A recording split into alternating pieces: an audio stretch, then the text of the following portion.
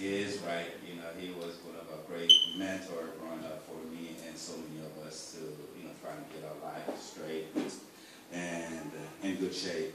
And, you know, coming here, you know, from Haiti, it wasn't easy and everything like that. But one thing that I did have is, you know, my passion for education, going to school, and learning to be something and not really focus on what was the trend in school and what was going on. So in turn, you know, I ended up with a bachelor degree in social work as well as a master's degree in social work.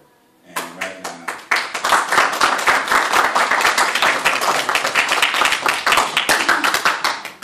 at this moment, I'm a DCF worker, supervisor for, I'm not sure if many of you guys know what DCF stands for, it's Department of Children and Families. And as Mr.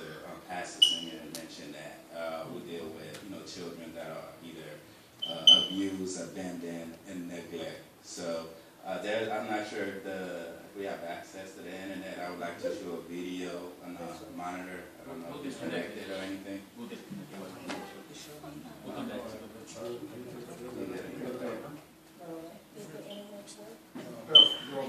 It doesn't work. It You doesn't don't have work? internet.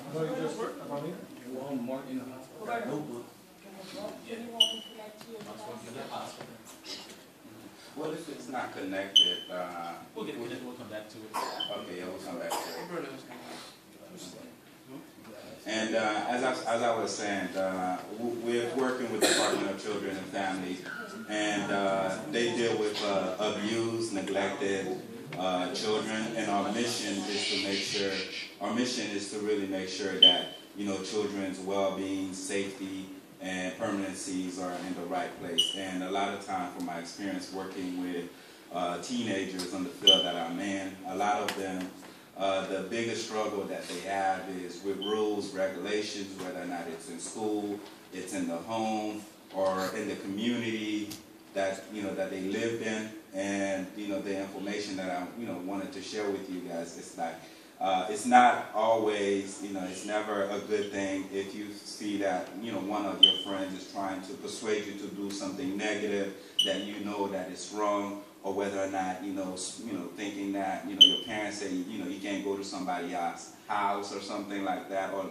sleep over, and then, you know, you make the decision that, okay, you know, you're going to do whatever you want to do, and then, you know, the next thing you know, something bad can always happen.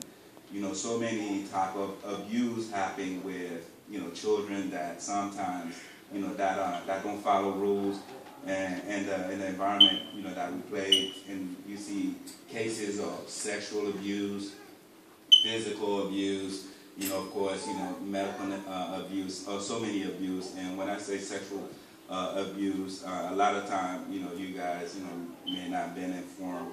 We have, you know, young girls with off field because that their parents either kicked them out, they have nowhere to go, and they either living from friends to friends, and or, you know, not able to, you know, maintain for themselves. If you're not living with your parents, now you have friends that you have to depend on, or maybe a grown man or somebody else, and now they, you know, they take the initiative to take advantage of you and young men as well.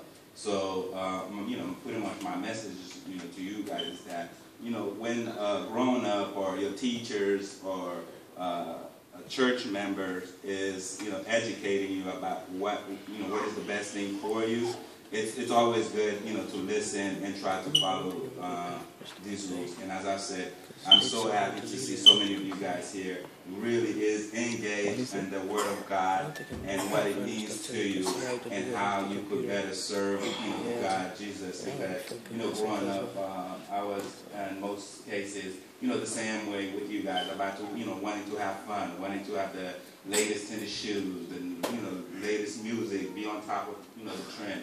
But one thing that you know, I've always known is that you always got to be positive, always make good decisions.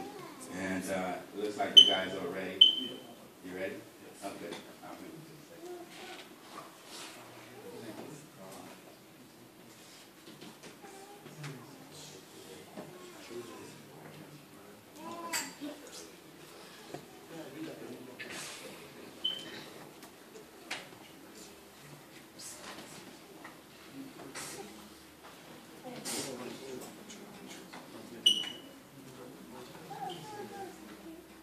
and you know, as the boys are getting it settled, and you know, to add a little bit more information with what's going on. A lot of time nowadays we see, as Mr. Ludus was mentioning, so many things are happening in this time and age where children always seems to be the one that is getting abused, whether or not it's and what was it with child abuse. That's one.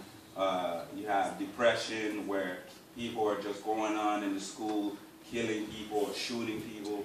A lot of these things comes whether or not, you know, maybe that person at a younger age, you know, had a problem or had a situation that was not dealt with, and now ultimately that they become grown men, and they feel that, you know, they could only take their, you know, their hatred on children because maybe as a young kid they were abused, or nobody, you know, paid attention to them, or maybe they were getting picked on, or, you know, so many things was happening. And we see that in the communities, so many things. Every time you turn around on the news, what do you see?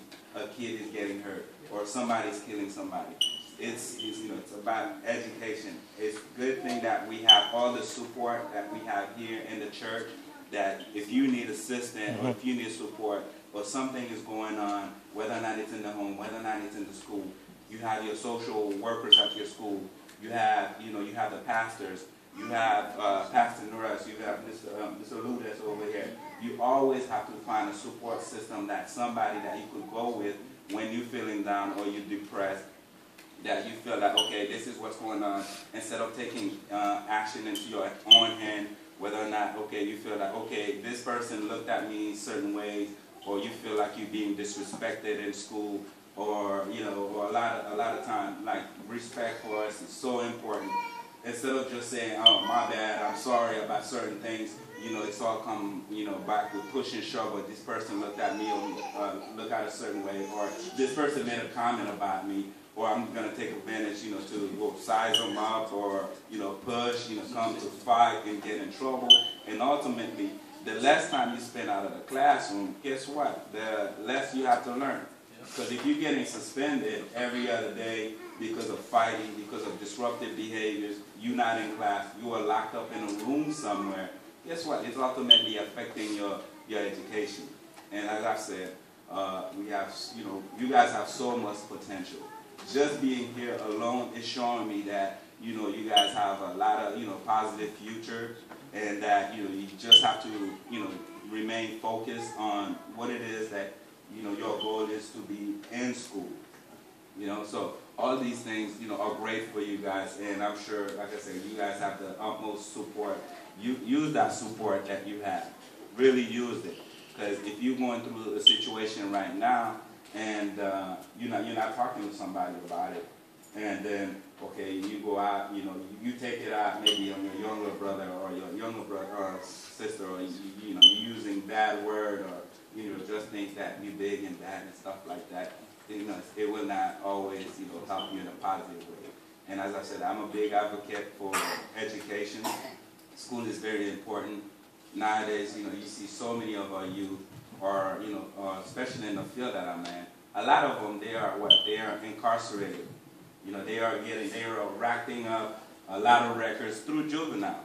You know, a lot of times, you know, what you guys, you know, most people may think that, okay, what I do right now, since I'm not 18, will not catch up with me when I'm 18 or whatnot, that is going to be sealed. You're dead wrong. You're definitely dead wrong. Don't think that if you go to the store, okay, you're shoplifting, you're taking something that doesn't belong to you, and then you end up in a DJJ facility, which is where they put young kids that are, you know, not 18. They put them in a detention center facility.